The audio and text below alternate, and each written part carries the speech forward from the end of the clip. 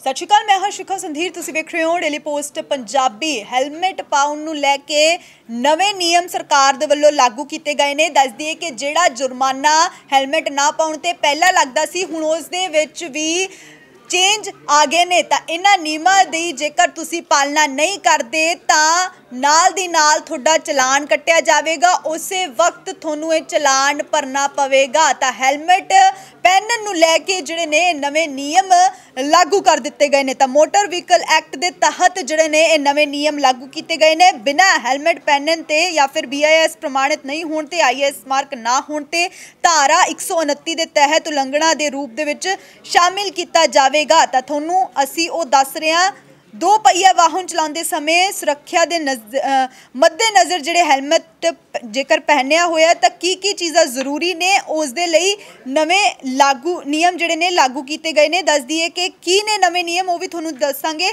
जेकर किसी भी सवारी ने हैलमेट पाया होया पर बक्कल जिहड़ा वो खुलिया होया तो 1000 रुपये जुर्माना उसनूं लगेगा। तो जेकर हैलमेट ते BIS bureau of Indian standards का सर्टिफिकेट या फिर निशाना नहीं है तो 1000 रुपये का जुर्माना जिहड़ा वो नाल दी नाल लगाया जाएगा। जेकर सवारी होर ट्रैफिक नियमों की उलंघना करती है या फिर उसने हैलमेट भी पाया होया तो होर ट्रैफिक नियमों की उलंघना करता है तो 2000 रुपये जुर्माना उसनूं उसी वक्त देना पवेगा। तो इस तो इलावा जेकर सवारी वाहन तो ओवरलोड करता पाया जाता है या फिर ओवरलोड समान उत्ते पाया जाता है तो 20,000 रुपये का भारी जुर्माना जिहड़ा लगेगा। अजिहा करन दे नाल जिहड़ा राइडर के प्रति टन 2000 रुपये का वाधू जुर्माना भी जिहड़ा अदा करना पवेगा। तो ये नवे नियम ने जिहड़े सरकार दे वल्लों लागू किए गए ने। तो जेकर सड़क के उत्ते चलते हुए तुसी हैलमेट पहनिया होया तां भी तुहानूं जुर्माना हो सकता है जेकर इन्हां नियमां की पालना तुसी नहीं की। दस दिए कि धारा 129 के तहत उलंघना के रूप दे विच ये सारियां चीज़ां शामिल होंदियां ने। जेकर IS मार्क नहीं लग्या होया, हैलमेट के कोल BIS प्रमाणिकता नहीं है तां यह धारा 129 के तहत उलंघना के रूप दे विच शामिल किया जाएगा। तां दस दिए कि ये भारी जुर्माना तुहानूं ना लगे तो ये सारे नियमां की पालना करनी बेहद जरूरी है।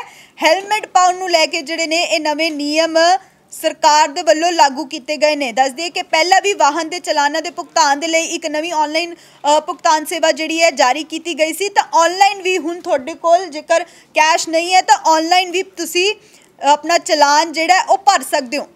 सत श्री अकाल, मैं हाँ शिखा संधीर। तुसीं वेख रहे हो डेली पोस्ट पंजाबी। हैलमेट पाउण नूं लैके नवे नियम सरकार दे वल्लों लागू किए गए ने। दस दिए कि जिहड़ा जुर्माना हैलमेट ना पाउण ते पहला लगदा सी, हुण उस दे विच भी चेंज आ गए ने। तां इन्हां नियमां दी जेकर तुसीं पालना नहीं करदे तां नाल दी नाल तुहाडा चलान कट्टिया जाएगा। उस वक्त तुहानूं ये चलान भरना पवेगा। तां हैलमेट पहनण नूं लैके जिहड़े ने नवे नियम लागू कर दिते गए ने। तां मोटर व्हीकल एक्ट के तहत जिहड़े ने ये नवे नियम लागू किए गए ने। बिना हैलमेट पहनण ते या फिर BIS प्रमाणित नहीं होण ते, IS मार्क ना होण ते धारा 129 के तहत उलंघना के रूप दे विच शामिल किया जाएगा। तां तुहानूं असीं ओह दस रहे हां, दो पहिया वाहन चलाते समय सुरक्षा के मद्देनज़र जिहड़े हैलमेट जेकर पहनिया होया तो की चीज़ां जरूरी ने, उस दे लई नवें लागू नियम जिहड़े ने लागू किए गए ने। दस दिए कि की ने नवे नियम, वो भी तुहानूं दसांगे।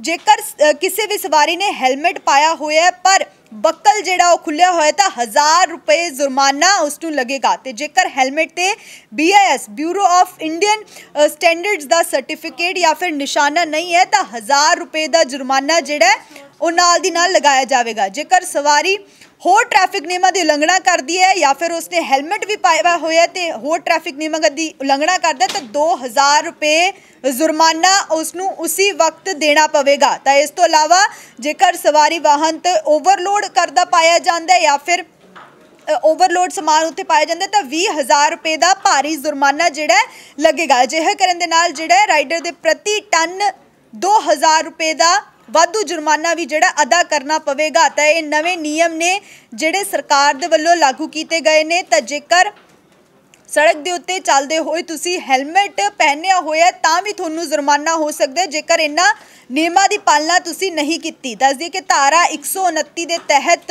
उलंघना के रूप दे विच ये सारियां चीज़ां शामिल हुंदियां ने। जेकर IAS मार्क नहीं लग्या होया, हैलमेट दे कोल BIS प्रमाणिकता नहीं है तां यह धारा 129 के तहत उलंघना के रूप दे विच शामिल किया जाएगा। तां दस दिए कि ये भारी जुर्माना थोनू ना लगे तो ये सारे नियमां की पालना करनी बेहद जरूरी है।